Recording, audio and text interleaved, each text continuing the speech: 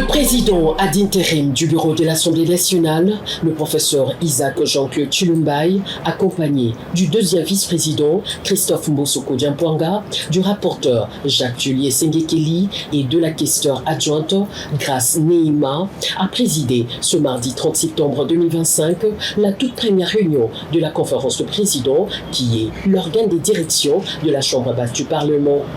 4 points ont été inscrits à l'ordre du jour de cette réunion, à savoir la communication du président de l'Assemblée nationale, l'adoption de l'avant-projet du calendrier des travaux de la session ordinaire de septembre, l'organisation de la première plénière consacrée à la prorogation de l'état de siège et divers. Occasion pour le professeur Jacques-Juliet Sengekeli, rapporteur de l'Assemblée nationale, de circonscrire cette réunion. Le président de l'Assemblée nationale a fait part à la conférence des présidents de la remise-reprise qu'il y a eu entre lui et le président Vital Kamerhe, et aussi de son devoir d'informer officiellement les autres instances de la République, notamment le président de la République, chef de l'État, le gouvernement, sur les vacances créées au sein du bureau, notamment sur la question de l'organisation des élections pour, n'est-ce pas, compléter ces vacances.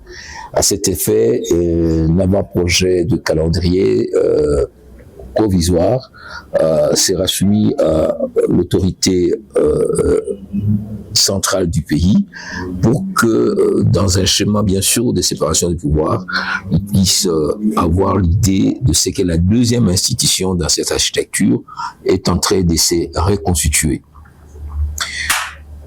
En ce qui concerne l'avant-projet du calendrier de cette session de septembre, le rapporteur a fait part de l'ensemble des questions qui seront abordées lors de cette session de septembre. Il y a d'abord des arriérés non législatifs, il y a des contrôles et des auditions de certaines institutions de la République qui n'ont pas pu avoir lieu.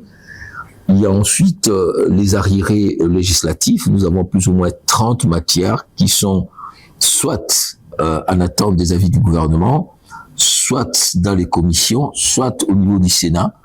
Et nous avons donc eu un aperçu global de toutes ces questions d'arriérés législatifs. Alors, en ce qui concerne les arriérés ou les nouvelles matières non législatives, il y a la question du rapport de vacances parlementaires. Ces rapports doivent être déposés dans l'urgence. Il y a les contrôles budgétaires effectués par la commission ECOFIN.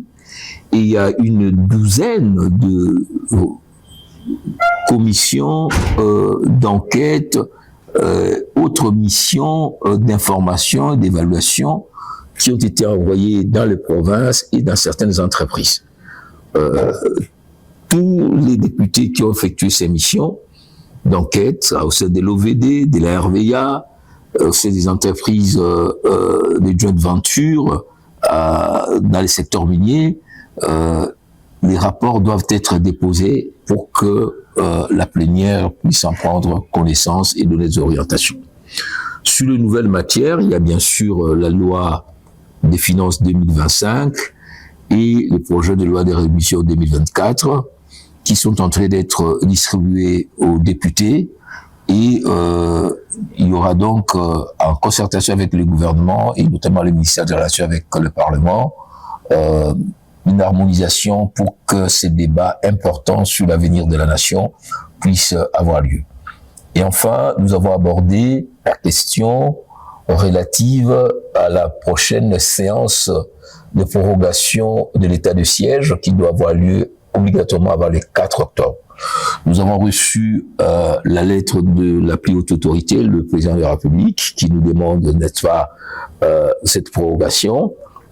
Il était important qu'un certain nombre de contacts avec les autorités chargées de la mise en œuvre de cet État puissent se faire pour que nous ayons un débat serein, responsable, eu égard à cette agression persistante et aux tensions qui continuent, n'est-ce pas, à traverser cette partie de notre République. La question relative à la situation des administratifs, cette question est prise à bras-le-corps par le bureau parce que l'administration constitue la colonne vertébrale d'appui au travail parlementaire.